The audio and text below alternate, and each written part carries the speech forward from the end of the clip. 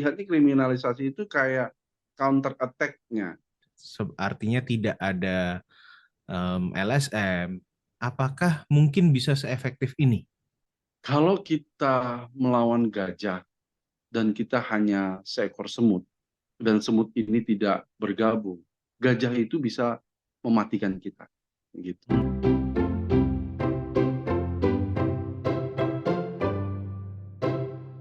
Hai, selamat datang kembali di podcast Diseminasi Riset. Di episode kelima kita akan membahas sebuah karya pada tahun 2023 yang berjudul, ini judul bahasa Inggris, Criminalization of Civil Society and Indonesia Environmental Politics, Case Study of Tanjung Benoa Reclamation. Atau diartikan, kriminalisasi masyarakat dan politik lingkungan Indonesia di dalam studi kasus reklamasi Tanjung Benoa. Abstraknya, secara kasar saya bisa saya bisa terjemahkan sebagai berikut. Ada sebuah masalah serius dengan politik lingkungan di Indonesia, karena pemerintah mendukung kebijakan yang berpotensi merusak lingkungan dan di dalamnya termasuk proyek reklamasi. Reklamasi pantai berpotensi untuk merusak hutan mangrove, terumbu karang, serta area pemancingan bagi nelayan. Masyarakat mulai mempertanyakan komitmen pemerintah Indonesia untuk melindungi hutan mangrove di Indonesia. Masalah ini juga diperparah dengan aktivis dan warga lokal yang dikriminalisasi.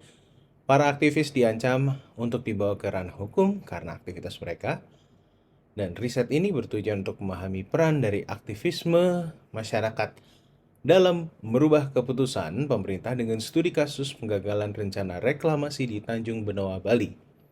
Data primer didapatkan melalui observasi langsung di Tanjung Benoa, Bali, dan didukung dengan berbagai data sekunder. Ada dua temuan utama. Pertama, kriminalisasi aktivisme masyarakat semakin jelas menunjukkan kontradiksi antara konstitusi dengan penegakan hukum. Kedua, pemerintah akhirnya menggagalkan proyek reklamasi di Tanjung Benoa karena banyaknya protes yang masif dari warga sekitar dan aktivisme masyarakat.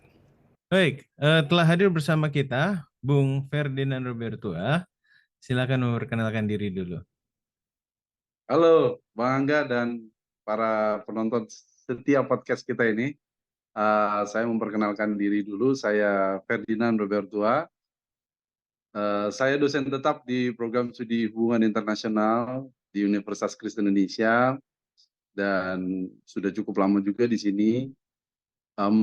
Kalau latar belakang pendidikan saya yang terakhir S3 di Universitas Pajajaran di program studi hubungan internasional juga. Dan kalau untuk minat, kebetulan sudah lama juga membahas tentang isu-isu lingkungan. Jadi sudah beberapa artikel jurnal yang saya tulis tentang isu-isu lingkungan. Kalau kalau di Prodi HI ya juga ada beberapa mata kuliah yang kita bahas tentang lingkungan. Kira-kira itu Bang secara singkat. Oke, siap Bung Ferdinand. Uh, Memang ini menarik soal lingkungan, khususnya dalam publikasi yang kali ini kita membahas soal Tanjung Benoa ya. Tanjung Benoa itu ketika zaman-zaman SBY rasanya heboh sekali. Cuma karena saya tidak memperhatikan lama-lama menghilang. Ternyata setelah membaca penelitian Bung Ferdinand ini, saya justru malah, oh ini sebabnya. Nah ini sebelum masuk ke kasus, dari literatur yang sudah ada, apa sih bedanya penelitian Bung Ferdinand kali ini dengan penelitian-penelitian yang sudah ada sebelumnya? Thanks Bang Angga. Jadi penelitian ini menarik nih karena inspired by student in Presiden University. Jadi waktu itu saya dipercayakan beberapa mahasiswa, salah satunya ngebahas tentang Tanjung Benoa. Cuma waktu itu kita ngebahas dari sisi diplomasinya karena lebih soft, takutnya terlalu sensitif. Saya kepikiran, kenapa nggak kita bahas lebih dalam? Karena ada a big elephant in the room, which is kriminalisasinya. Karena mungkin mahasiswa ini atau mahasiswi ini adalah mahasiswi HI, jadi agak harus ditekan HI-nya kan. Kalau saya kan agak bebas bergerak dari spektrum satu ke spektrum yang lain. Jadi waktu itu saya putuskan, oke, nggak apa-apa. Saya teruskan penelitian itu ngebahas tentang big elephant-nya, which is kriminalisasinya. Dan ternyata seperti yang saya bahas di jurnal itu, wah parah juga ya jadi aktivis itu harus mengorbankan waktu, tenaga, dan yang paling penting ini yang mengerikan adalah siap mengorbankan nyawa, Bung Angga. Hmm. Oh, jadi kepikiran gitu setelah melihat laporan tentang korban kriminalisasi akibat perjuangan isu lingkungan ini, saya jadi kepikiran untuk membahas isu ini dan akhirnya saya sambungkan ke Tanjung Benoa dan betul ada 2 orang yang ditangkap di penjara yang kebetulan dia memperjuangkan perlawanan terhadap reklamasi Tanjung Benoa. Kasus yang diangkat adalah bukan kasus Tanjung Benoanya, tapi kasus yang lain yang sebenarnya terkesan dibuat-buat dan akhirnya memang 2 orang ini dilepaskan oleh kepolisian kita, polisi kita. Tapi yang mau saya katakan, Bung Angga, artinya memang ketika kita berbicara isu-isu lingkungan, ini saya kira temuan yang paling penting. Kita nggak bisa bicara yang enak-enaknya aja, bahwa menjadi seorang aktivis itu ternyata banyak nggak enaknya. Dan harus siap untuk menghadapi resiko yang se-ekstrim itu. Ketika di belahan dunia lain atau bahkan di negara kita sendiri ada orang yang mati karena memperjuangkan isu-isu lingkungan. Oke. Eh, ini kita lebih spesifik ke kalau di karyanya Bung Ferdinand ini ada LSM namanya For Bali. Yes. Oke. Dan mereka dikriminalisasi. Memang mereka menggunakan cara apa sih untuk mengartikulasikan keinginan mereka, kepentingan mereka ini? Semuanya menggunakan jalur damai. Artinya tidak ada satu orang pun dan tidak ada temuan yang dilaporkan menggunakan jalur non damai. Semuanya jalur damai. Semuanya menggunakan instrumen hukum yang berlaku di negara kita. Mulai dari lobby ke para pejabat terkait, mulai dari kepala daerah sampai ke menteri, sampai ke presiden. Demonstrasi yang dilakukan bukan hanya di Bali tapi juga di Jakarta, sampai ke menggunakan lembaga agama gitu. Jadi karena ini dianggap dan betul adanya sebagai sebuah benda yang sebuah aset budaya dan aset agama, maka pemuka agama pun mulai bereaksi dan tidak setuju. Jadi saya melihat semua instrumen yang dipakai sebenarnya instrumen yang legal, formalnya sah, nggak ada masalah. Tidak ada instrumen kekerasan atau penggunaan hoax, ada penggunaan fitnah gitu. Tidak ada, tidak ada. Cuma karena sekali lagi itu kan ada di penelitian saya dan itu juga jelas di berbagai media bahwa yang mendorong adanya reklamasi Tanjung Benoa ini adalah seorang pengusaha besar yang punya political power dan tertulis gitu loh namanya. Jadi tentu political power ini bisa merembes kemana-mana termasuk sampai ke penegakan hukum. Ini yang kita lihat situasinya ada dugaan penggunaan kekuatan hukum untuk kepentingan bisnis dari pengusaha atau perusahaan tersebut, Bang Angga. Oke. Satu hal yang menarik yang saya tangkap dari karyanya ini adalah bagaimana isu tersebut menjadi isu kritikal di pemilihan gubernur Bali, gitu ya Ya, kan? Eh, ini apakah kriminalisasi dari para aktivis ini menjadikan masyarakat, media dan lainnya sadar bahwa aktivisme ini atau gerakan dari para aktivis ini menjadi sangat kritikal atau hal itu sudah terjadi sebelum adanya kriminalisasi? ya, ya. Sebelum adanya kriminalisasi, sebenarnya memang disadari ini sangat kritikal. Jadi kita tahu, Bang, kondisi di Bali. di mana institusi lembaga keagamaan itu berperan penting. Dan apa yang dilakukan oleh para aktivis itu tidak hanya unsur akademisi atau unsur birokrat, tapi juga menggunakan unsur keagamaan. Itu bersatu padu. Jadi kita melihat artikulasi gerakan yang paripurna. Dari sisi akademisnya dapat, dari sisi religiusnya juga dapat. Karena Tanjung Benoa ini saya kira semua orang pasti sudah pernah melewati atau menikmati keindahan alam Tanjung Benoa ini. Orang pasti bisa tahu bahwa ini aset yang luar biasa besar. Kawasan bakau mangrove itu asetnya luar biasa besar. Nah, oleh karena itu ketika terjadi gerakan perlawanan ini dan menggunakan unsur-unsur religius keagamaan, lembaga keagamaan, dan ter blow up secara nasional bahkan internasional. Perlu dicatat, ini bukan hanya gerakan lokal atau nasional. Akhirnya banyak negara dari berbagai kawasan itu mulai mensupport gerakan For Bali ini. Akhirnya para pengusaha yang berlindung di bawah penegakan hukum ini mulai resah, khawatir. Jadi saya melihatnya kriminalisasi itu kayak counter attack-nya, gitu. Counter attack-nya, bukan karena kriminalisasi ini menjadi gerakannya, tapi lebih ke rembesan dari gerakan itu sendiri, Bung An. Jadi ketika melihat gerakan ini membesar, semakin kuat, maka terjadilah kriminalisasi ini. Dan kriminalisasi ini tentu memperkuat, bukan memperlemah dari gerakan For Bali ini, Bung Angga. Malah jadi semakin ngamuk ya masyarakatnya ya. Malah semakin ngamuk. Iya, betul. Oke, ini fokusnya adalah pada civil society yang diwakili oleh LSM. Jadi adanya sebuah organisasi istilahnya non-state ya di ilmu hubungan Ya. internasional. Kalau misalnya pada aktivitas protes lingkungan yang menggerakkan itu masyarakat sporadis, artinya tidak ada LSM, apakah mungkin bisa seefektif ini? Wah, ini pertanyaan yang bagus, Bung Angga. Jadi ini sendiri melihat pertanyaan ini, saya juga mulai mikir 3 kali kalau misalnya ini dilakukan bukan oleh civil society, apakah bisa seefektif ini? Ini masih hipotesis ya, Bung Angga ya. Artinya saya juga bisa jadi salah. Menurut saya sih tidak bisa seefektif ini. Kenapa? Karena ketika kita berbicara sebuah, apalagi di isu-isu lingkungan, Bung Angga, we know there are big political monsters inside.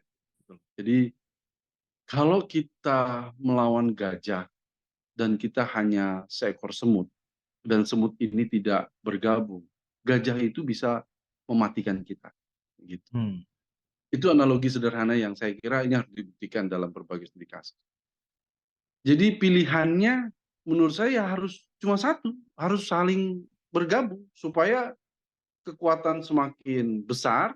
Dan yang paling penting, kita bisa berekspektasi ada kekuatan tambahan yang di luar dari rencana kita. Maksudnya begini, Bung Angga.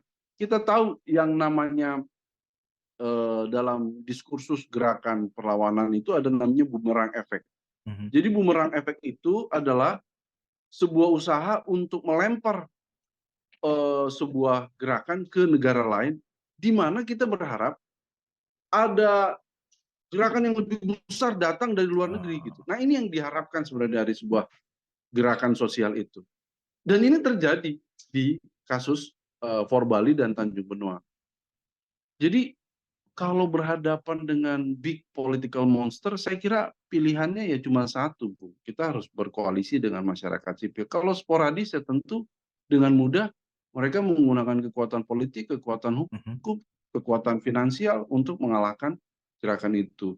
Tapi sekali lagi bisa jadi ada kasus-kasus yang menunjukkan bahwa ada yang bisa berhasil kekuatan individu atau kekuatan yang sporadis bisa mengalahkan kekuatan politik yang destruktif dan koruptif.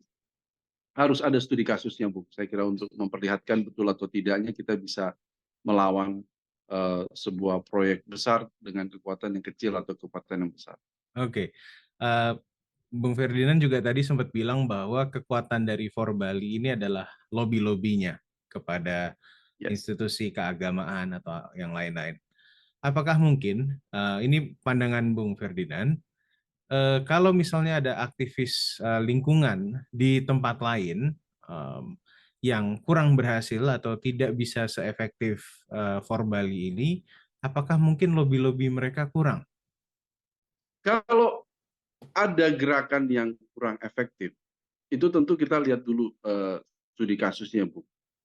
Tapi kalau saya lihat, kita harus fokus pada what is the problem. Kalau bicara tentang kalau kita lihat Bali ini, Bung Angga, ini kan udah mendekati krisis ya, udah bahkan krisis ini ya kondisinya ya.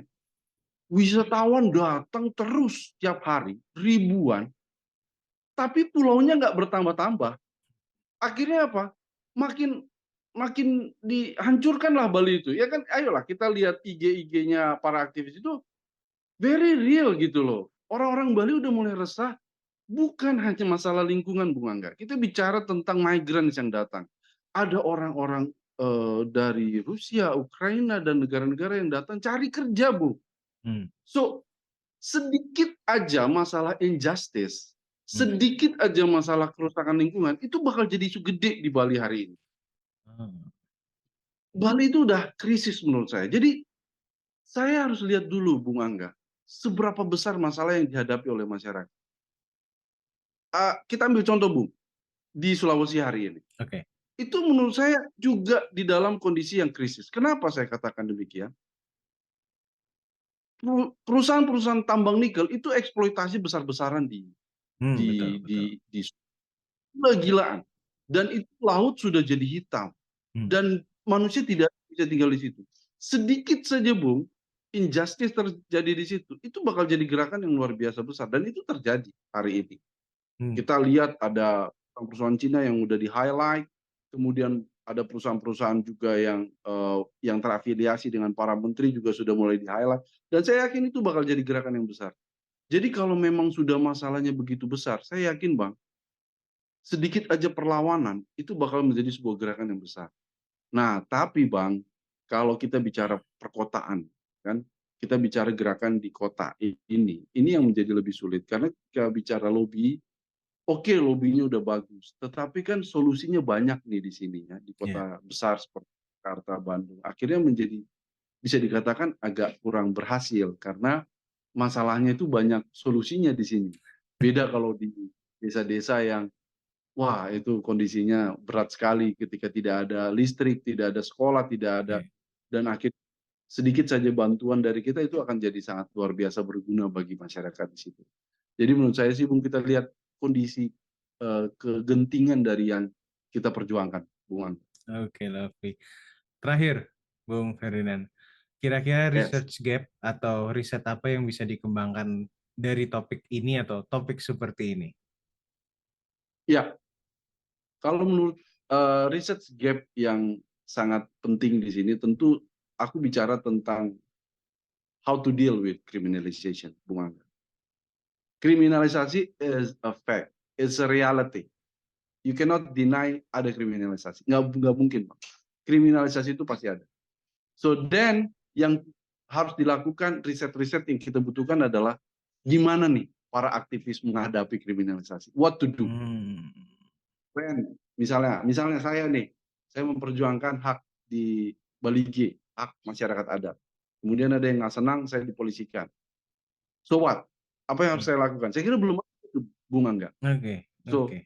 mungkin jauh lebih praktikal, Bu Angga. Riset yang mungkin jauh sifatnya inovasi kebijakan atau inovasi ya kebijakan. Jadi si masyarakat sipil ini harus tahu apa supaya ketika mereka menghadapi kriminalisasi, mereka jauh lebih confident, lebih siap, dan hopefully mereka bisa menang. Ya, Hmm, saya kira belum banyak yang wah, melakukan gitu. riset. Jadi selama ini sejauh ini ya ketika civil society menghadapi kriminalisasi ya dihadapi saja tanpa ada rules of the law-nya gitu. Tapi Oke. kalau it will be great gitu kalau ada.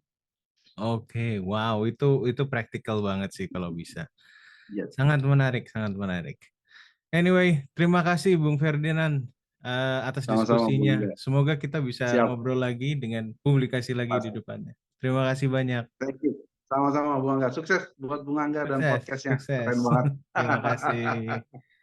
Kesimpulan, lingkungan adalah hal yang penting bagi manusia. Banyak orang yang menjadi aktivis lingkungan mengalami nasib dan perjuangan yang berat. Dalam kasus Tanjung Benoa, LSM menjadi garda depan dari perjuangan lingkungan tersebut, melakukan lobi sana-sini, termasuk institusi keagamaan, menjadi salah satu kunci keberhasilan mereka dalam menggagalkan proyek Tanjung Benoa. Peran LSM sangat besar bagi keberlanjutan lingkungan di Indonesia, dan tanpa LSM, rasanya akan sangat sulit untuk bisa menciptakan gerakan yang efektif. Riset ke depan, menurut Bung Ferdinand, adalah dengan mencari cara bagaimana para LSM dalam menangani kriminalisasi tersebut agar lebih aplikatif dan menjadi pembelajaran bagi para aktivis lingkungan yang apabila mereka dikriminalisasi.